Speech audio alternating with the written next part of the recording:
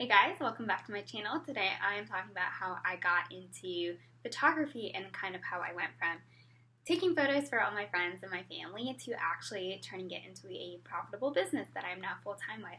So I first started taking pictures and got really interested kind of when we would go on family vacations and my dad would hand his point and shoot to me to take photos so that he would actually be in the photos.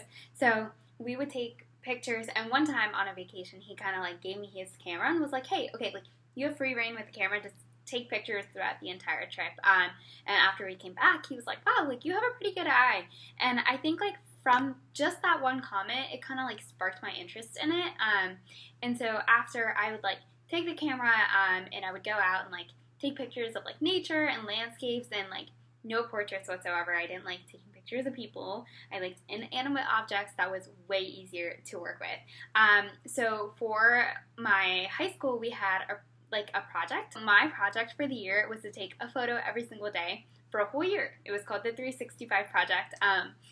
Back then, Flickr was a really big thing, so I would take a picture and I would post it on Flickr every single day for a whole year. There were definitely days where I like didn't, and then I would have to like kind of catch up and take an extra photo. But that's kind of how I got started, and I was on a point and shoot for most of it, and then eventually my dad got a normal like little DSLR camera, and I started using that, and so I was like putting it in manual, like trying to teach myself how to take pictures on it in manual. And so I went through and took like a darkroom photography class in high school, and so I learned some basic settings, but most of like learning my manual settings, my dad actually taught me what like ISO, aperture, shutter speed, all of that great stuff is, how they all interact with each other, and how to get like a well-balanced and a well-exposed image while shooting a manual. So from there, I started like reading all the online blogs. Some of the first people that I followed were Natalie Frank, Abby Grace, and Amy and Jordan, and I kind of like poured in and took in like all of their educational content. From there, it was like Jasmine Star and Caitlin James. I would like pour over blog post over blog post, kind of like binge through all of them, just trying to learn as much as I possibly could about photographing and like photography as a business. So from there, in high school, I started reaching out to local photographers to see if I could like just go like meet them, just get to hear more about like how they have a photography business and like what they do and what that's like and like what it's like working with clients, like going to weddings. And I got really lucky, and I like helped out one photographer one summer. I would do this like every single summer. I would like reach out to more photographers, and eventually in college I reached out and I had like my first unofficial mentor. Her name was Vanessa. I met her for coffee. We chatted for like 2 hours, and she was like, well, like your portfolio is pretty good. At that point, I was just like taking pictures of like family and friends, like randomly, like not paid at all. And she was like, well, like, would you want to come and just like be a second photographer for the wedding? Like, I won't be paid for the first one, but you can just kind of like see what it's like and see if you like it. And so I was like, yes, of course, I'll come. And that first wedding was a small one in Old Town Alexandria, and from there I was like hooked. I was like, this is amazing. Like, I didn't know the difference between what a ceremony and reception was, because that was the first wedding that I had actually attended as a person, and I was like photographing it. So that was such a big learning curve to actually be there like in person for a wedding day and kind of like see how she handled everything as a photographer. And so I learned so much on that day, mostly about really like the client experience side of things, and it was super cool. And from there, it was hooked. I was like, I want to second shoot as much as I possibly can. I want to build up my portfolio. I want to start like buying new lenses. Like, I want to start charging money for like photo shoots that I'm doing for people. So it kind of grew from there. I started kind of like posting images on my like social media page. Like, I created a Facebook page for my photography. I started posting images on my Instagram, and I started to just tell people like, hey, like I do photography, I take pictures, and I started taking pictures of some of my friends on grounds and collecting some money for it. And so the word got out pretty quickly after that. Like, people could see that I was like pretty decently like knew how to use a camera and stuff, and it kind of just grew from there. So I started photographing people kind of like my third and my fourth year in college, like taking a lot of portraits. Like, I did LinkedIn headshots, I did family photos, I did a ton of grad portraits on grounds, started second shooting with some friends and some local photographers every single summer, and started to like slowly like get the word out just like that. And so fourth year, I graduated from college. I didn't go full time, but I kind of had this summer, before I started my like 9-to-5 job. I was starting my 9-to-5 job in November, but I had like a whole summer kind of just like free. So I started working on my it wasn't even a business at that time. It was like my photography. I like got a Showit website. I had been on Squarespace for about 2 years. I like made the switch to Showit. I like started putting together like an investment PDF for weddings and for portraits. Just like setting up all of my systems. I like switched over to HoneyBook during that summer. Was just doing a ton of back end work and trying to shoot as much as I possibly could over that summer to like kind of get the ball rolling. So then I started my 9-to-5 job, and I actually officially started my business the following January. But by that point, I had been shooting for a really, really long time. A lot of people knew I was a photographer, like within my personal community, within my friends from like college, and just like from past clients who were referring like new clients to me. So I had a pretty good like network of clients that were booking me for work. And so slowly it like just kept snowballing and growing and growing. I was trying to like have the best client experience possible, like treat my clients really, really well.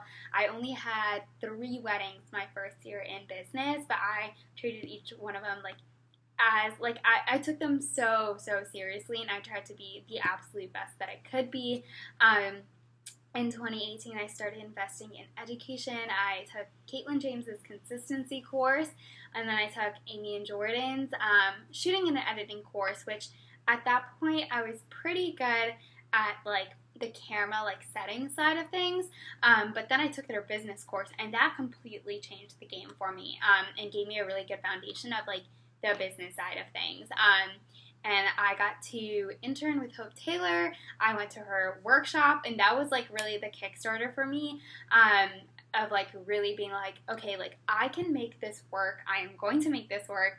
And just all of the like knowledge that I got within that year from all the courses and like the workshop in person, I was like implementing that back into my business as soon as I could, as like after I had learned it. And so I started seeing a lot of growth, and I like was doubling and then like tripling my income every single year, and I was like consistently raising my prices. I had kind of like a plan of like, okay, if I want to go full time with my photography, like I need to book X number of wedding clients at X price point. So incrementally over the years, I need to like increase my prices. And so I started doing that, and every time I would like update my website or update some part of the client experience, or do something internally that was like reflecting the price raise, along with second shooting so many weddings with so many different photographers, just to make sure that I like really had like a very good grasp on how I was photographing my own weddings, treating them like really seriously, getting really quick at turning around images, like the whole shebang. And so after 11 months at my